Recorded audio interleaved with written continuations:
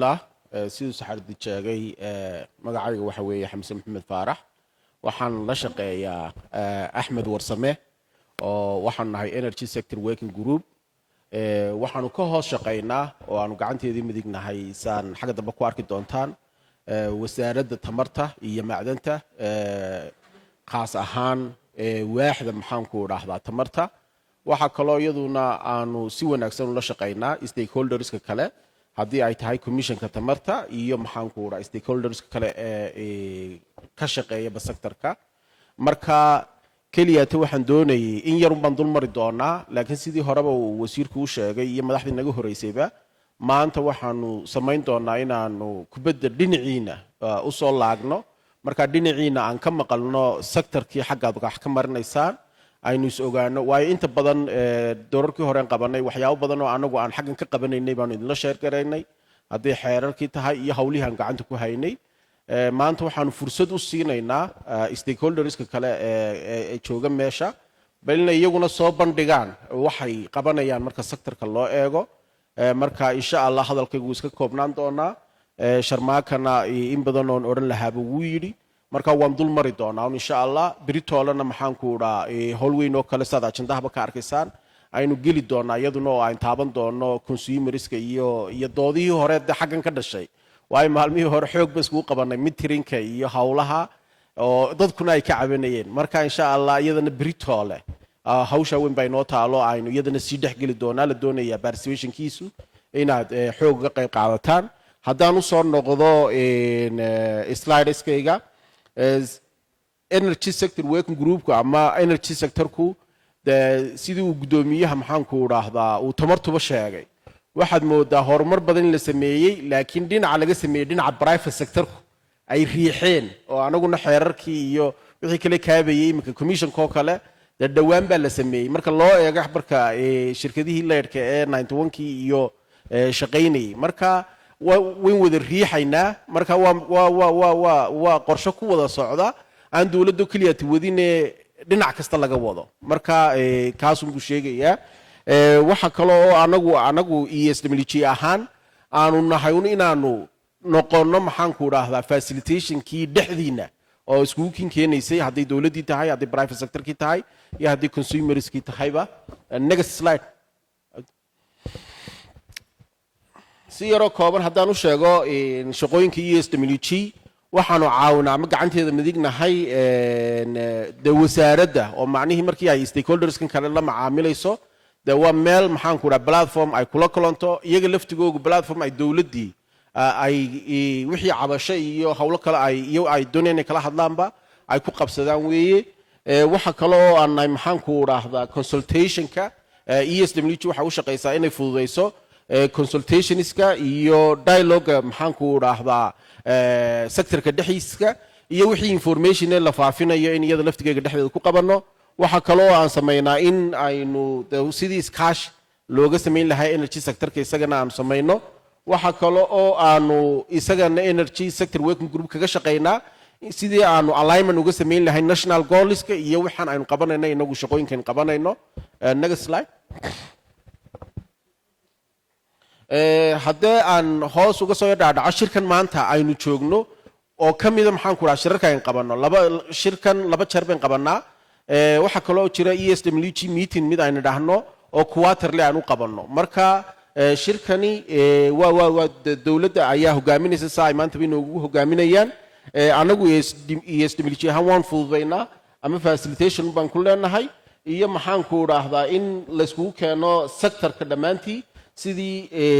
performance-kii wixii noo qabsoomay iyo alignment aan ugu sameyn lahayn marka maanta waxa ugu weyn kaga hadlaynaa waxa weeye wixii aad qabateen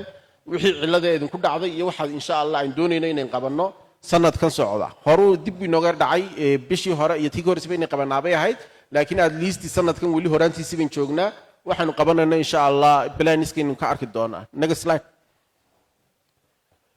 hawlo badan baynu 2025 markii aynu go'aansanay shirarkii hore aan qabanaynay wasaaradda qodobadii u taagnaay maalmihii la isla qaatay action pointadii kuwaasa kamid ahaa sii geli maayo ishaad yar marin doontaan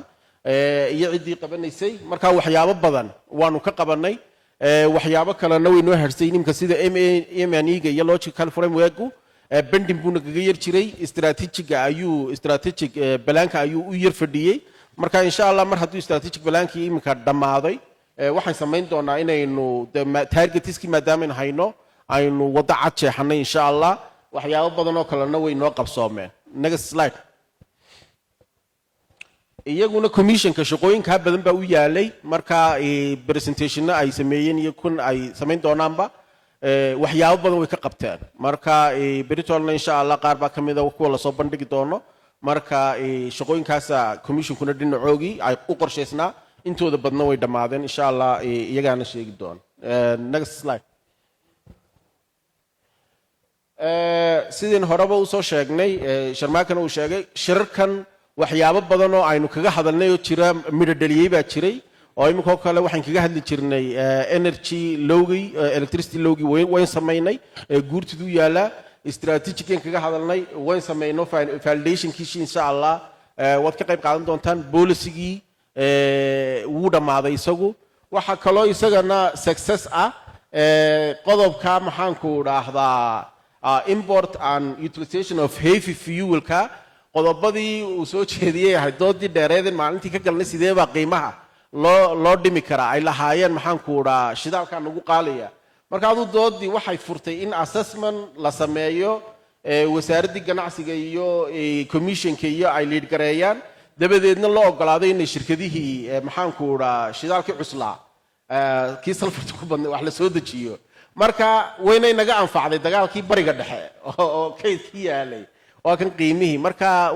one of the points that we have raised in the previous joint sector meetings that have became fruitful in helping reducing the tariff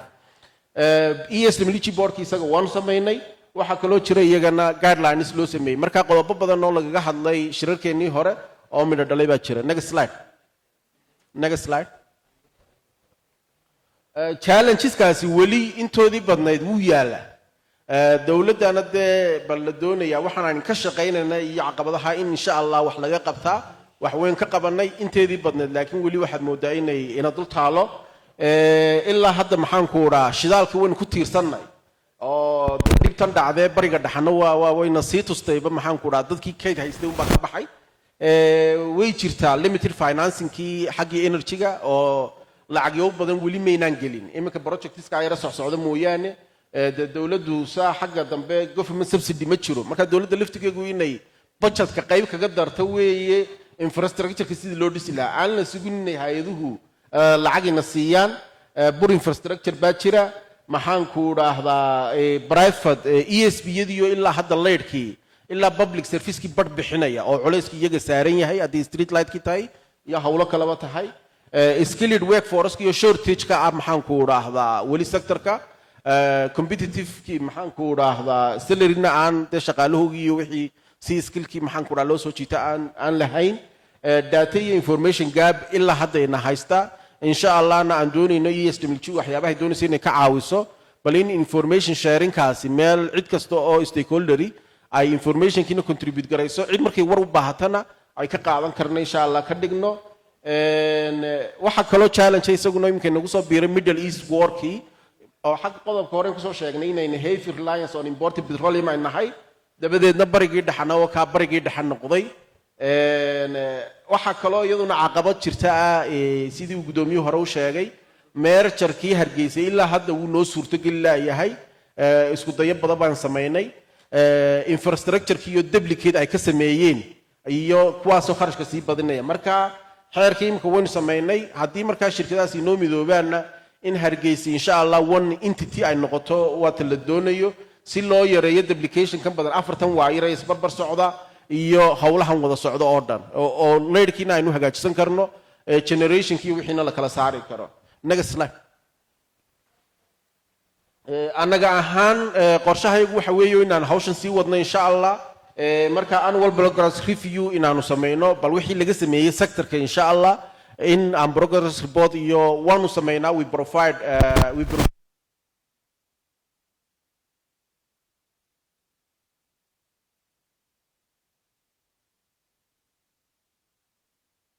and put it in there and also we will make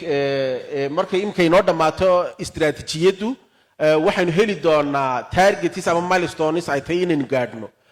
markaana MNE-giiba insha Allah inoo dhammaystirmi doona dabadeedna commissionka iyo wasaaradda iyo waxay ku daba geli doonaan shaqooyinka kolba wixii laga qabtay. Next slide. Okay, next slide. imika qorshe guud baa inoo yaala kani waxa weeye NDB-ga National Development Plan-ka labada saddexda qodob ee energy-ga ka hadlaya ayaa inoogu jira marka waa inaynu gaadhno insha Allah waxa kaloo jira isaguna World Bank ayaa ka caawiyay dawladda Somaliland in iyagana priorities-ka soo socda la sameeyo short term, medium and long term up to 2040. Next slide. marka waxba badan marmaayo short term kiimka hawlo badan baa qabsoomay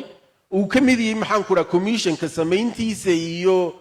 shuruucdiisa in la sameeyaba marka shuruuc badan oo xagan ku jira waa kuwan imka commissionku wadaan ay sameeyeen qaar horena wala soo bandhigay qaar kalena insha Allah wala soo bandhigi doonaa.